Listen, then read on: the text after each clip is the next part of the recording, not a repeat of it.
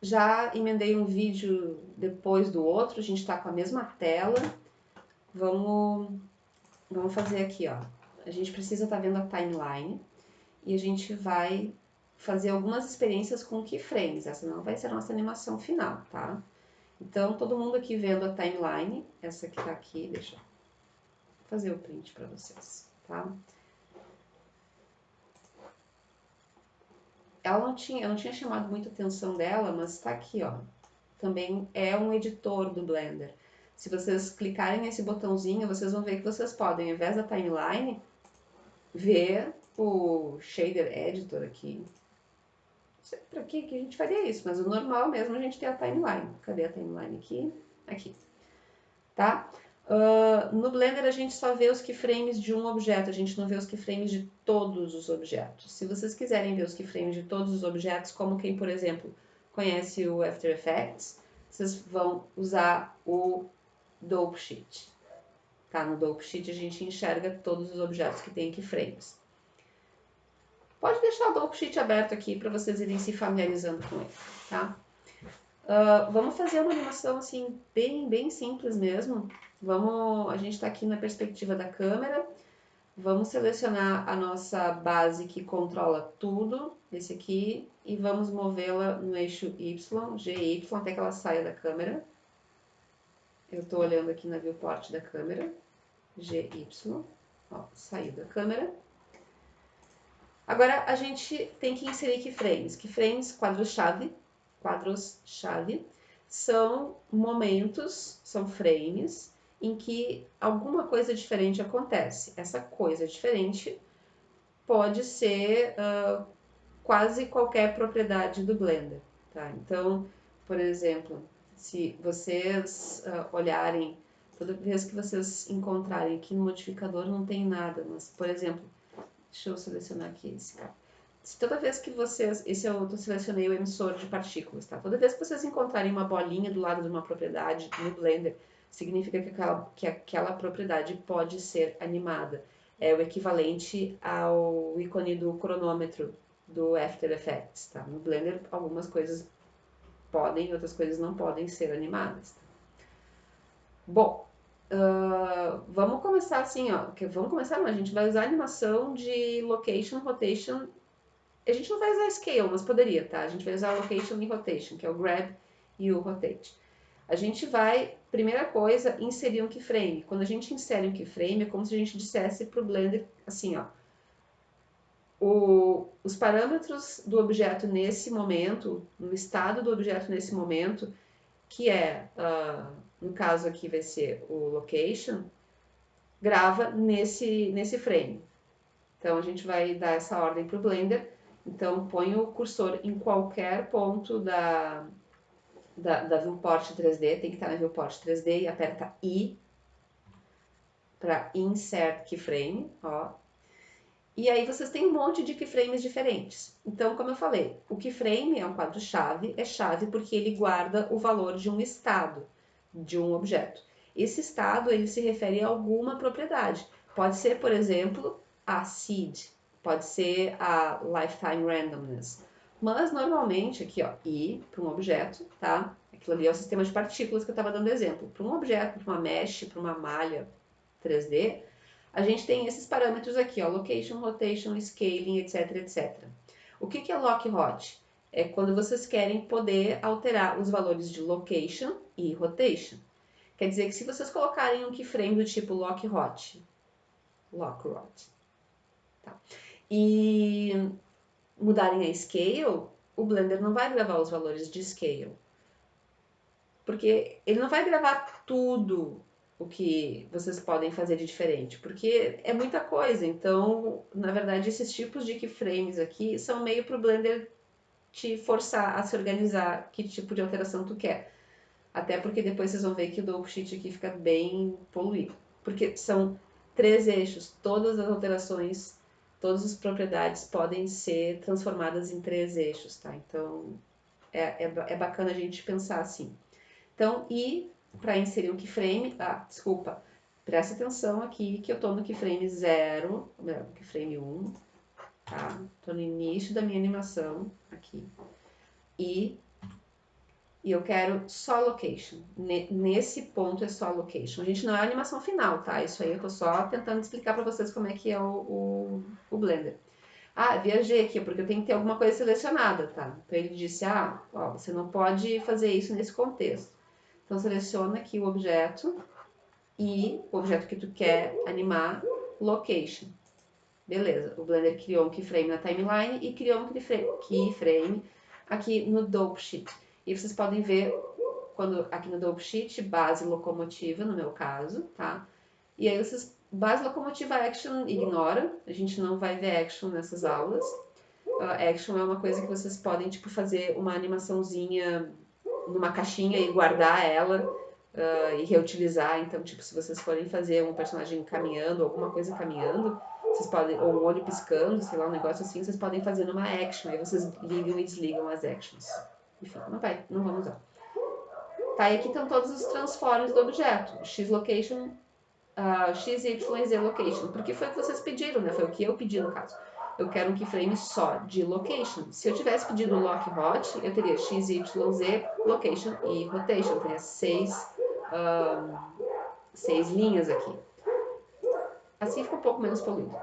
Agora a gente vai, por exemplo, colocar aqui no frame 50. Vamos escrever aqui 50.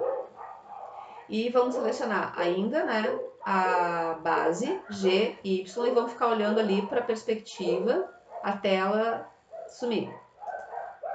Agora a gente tem que colocar um keyframe. Ah, com esse sistema de partícula aqui, a gente nem esquenta, tá? Sério, numa boa. Ele vai, quando a gente renderizar, ele vai se acertar, tá? Então, a gente moveu para um novo local, só que a gente não criou um keyframe ainda. Então agora, e cria um novo keyframe de location. E o Dope Sheet criou aqui um novo keyframe de location. Tá, deixa eu só mostrar aqui que a gente tem um zoom para timeline, então se vocês quiserem ter uma visualização melhor dos frames, e aqui também no Dope Sheet, tá?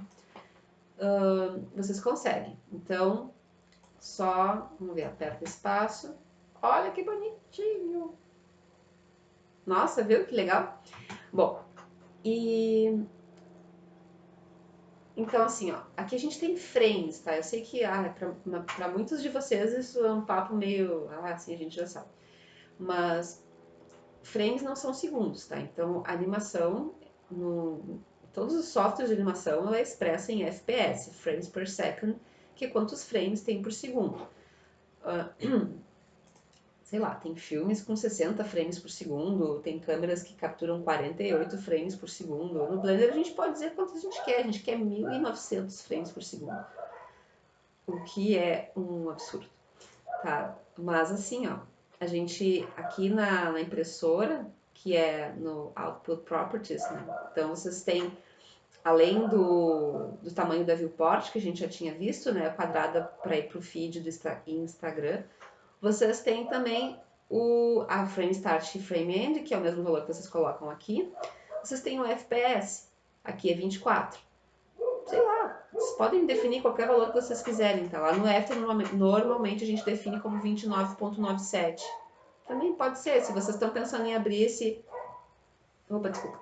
Se vocês estão pensando em abrir esse arquivo lá no After, é legal de botar com o mesmo FPS. Então, pode trocar aqui. Se vocês acharam muito legal essa animação que vocês fizeram, vocês podem vir aqui em Output e abrir a pastinha e definir para onde vocês estão mandando isso. Então, deixa eu ver aqui, vou mandar, eu estou criando na minha área de trabalho e eu vou mandar para o desktop, ok? Será que eu posso colocar nome? Acho que não. Tá. File type, vocês podem colocar... Eu nem me lembro que eu coloquei, mas pode colocar um AVI aqui, FFmpeg vídeo. Vocês precisam ter o QuickTime para usar essa opção, tá? Na verdade, vocês têm que ter o codec, tá? Quem souber, assim, eu realmente não entendo muito dessas coisas de codec, tá? De driver codec, essas coisas assim, já não sei muito como funciona. Então, eu tenho o QuickTime, instalo o QuickTime e que ele é gratuito, ele pede umas atualizações lá, mas aí se tu não quiser, tu não atualiza só, porque aí tu instala o codec pro H264, tá? E aqui no encoding, tá? Aí vocês podem escolher o MP4, MPEG-4, ou escolhe aqui direto o QuickTime se vocês têm, tá bom? Então aqui, ó, o vídeo codec já vem, ó, vai ser o H264, quando vocês fizerem essas escolhas, aí vocês definem, enfim, se precisar de qualidade maior ou não, mas assim tá, vai ficar mais que bom. Aí vocês salvam, e até para vocês fazerem um teste, tá? Essa animação, ela tem 50 frames, ela não deve demorar muito não para renderizar. Eu não sei se, deixa eu ver se eu tenho cenário para ela, né? Deixa eu ver. Ah, tem sim, tá? Tipo, não tá vazando aqui, tá bem certinho. Aí vocês vão em Render Animation e vamos ver como fica. Ah, deixa eu só, eu não mostrei pra vocês as curvas, né? Vamos dar uma olhadinha aqui, peraí. Deixa eu só esconder de novo o cenário e o tapete, só pra gente focar bem ali nos nossos objetos. Vocês façam assim, ó. Tá aqui o nosso, nós estamos no frame 1, com a nossa base aqui selecionada. Vamos dividir isso aqui em 2, aí a gente fica com esses 3 aqui. Aí aqui eu vou colocar o Graph Editor. É bem parecido com o After, tá? Só que tem coisas a mais, tá? Então, olha só, o Blender, diferentemente do After Effects, eu fico fazendo a comparação com o After Effects, gente, porque na URGS, no curso de Design Visual, só para contextualizar, tá? No curso de Design Visual, a gente tem uma disciplina que chama Sistemas Gráficos Digitais 2, que, aliás, os vídeos também estão abertos, vocês podem assistir. E a gente usa After Effects, deu uma cãibra aqui, uma cãibra mental. A gente usa After Effects, por isso que eu fico fazendo o paralelo com After Effects, e por isso também que eu usei o Illustrator nesse trabalho, porque a gente tem uma outra disciplina que chama Sistemas Gráficos Digitais 1, que também os vídeos estão disponíveis, né, essa coisa toda, e que a gente usa o Illustrator, inclusive um dos trabalhos é fazer um bichinho parecido com esses que a gente usou aqui, tá? Enfim. Então, diferente do After Effects, o Blender já coloca uma espécie de easing, tá? Easing é um termo do After Effects, que é uma suavização na curva não, no movimento, o movimento não é linear. Então, tu não tem o mesmo passo para cada frame, não tem uma velocidade constante. Então, aqui a gente está vendo, vamos ver aqui, ó. Eu vou trancar, deixa eu só fazer um print aqui para vocês verem isso. Ó, eu vou trancar aqui, tá? Eu vou trancar o X e vou trancar o Z. E vocês podem ver que o Y tá em verde, que é essa curva aqui, que é a curva que a gente quer alterar, né? Então, vamos trancar só, né? E se vocês tirarem aqui, vocês nem estão vendo mais. Mas vamos trancar aquelas ali. Então, qual é o raciocínio? É o mesmo raciocínio que eu ensino também quando a gente está vendo as curvas no After Effects. A gente começa rápido e termina devagar, ou começa devagar e termina rápido. Então, se vocês fizerem isso aqui, ó, o que está acontecendo? Isso aqui é a velocidade, tá? Então, ela começa devagar e fica rápido. Porque vocês podem imaginar que aqui na horizontal é o tempo, tá correndo o tempo aqui no eixo X, vocês estão vendo aqui o tempo, e no eixo Y tá a velocidade. A velocidade, na verdade, é o passo, é o quanto de distância com a unidade que a gente tem, né, as Blender Units lá, que não sei quanto é, porque não tem units, tá, não é CAD, então não tem unidades, mas é em Blender Units. Então, a gente tem o passo em unidades, então, aqui em Y. Então, por exemplo, vamos ver aqui. Desculpa aí quem já viu esse vídeo lá, essa explicação lá nos vídeos de After Effects, tá? Mas então, por exemplo, olha só, vocês têm nesse intervalo aqui de 10 frames, a velocidade variou esse trenzinho aqui, ó, não é a velocidade, ele andou esse pouquinho. A variação de unidades de distância foi essa aqui, foi tri pouquinho. Agora, vamos ver aqui, ó. nesse intervalo de 10 segundos, ela já variou um pouco mais. Ele já andou na mesma unidade de tempo, no mesmo slot de tempo, ele andou mais que o dobro aqui na minha estimativa. Agora, se vocês pegarem aqui, ele andou ainda mais. Quer dizer, ele está acelerando, tá? Assim, para bom entendedor, tá? Ele está acelerando. Nesse intervalo aqui de 10 segundos, ele andou tudo isso aqui. Vamos ver. Ele andou tudo isso aqui. Aí depois, deixa eu só dar uns Ctrl Z, deixa eu ver se eu tiro aqui. Tá, então vamos ver, ó. Aqui ele andou isso. No outro ele andou mais ou menos isso. Tá bem aproximado, tá, gente? Eu tô, tipo, projetando aqui. Bem relaxado, vocês estão vendo, né? Ó, aqui e aqui. Então, vocês estão vendo que ele tá acelerando. Na real, aqui do 30 para o 50, parece que ele tá meio não muda muito, né? Tá meio constante. Mas ele tá acelerando da metade para o final. Então, para vocês mudarem isso, tem que mudar a forma da curva. Então, se eu fizer, Jesus, se eu fizer, por exemplo, isso aqui, ó, eu tô acelerando muito no final. Vamos ver como é que fica. Eita, ficou horrível. Mas eu queria só explicar para vocês, tá? Eu tava só tentando ser didática. Eu tava só tentando mostrar para vocês que aqui a gente teve um passo muito grande em comparação com o início. Então, obviamente, né, vamos deixar a coisa um pouco menos dramática e vamos ver como é que fica. Tá, então ele começa devagarinho e acelera. Legal, tô bem feliz. Vou parar esse vídeo por aqui, vou deletar toda essa minha animação e depois eu vou fazer a animação de verdade, tá? Que é com a câmera e vou posar ali o trenzinho e tudo mais.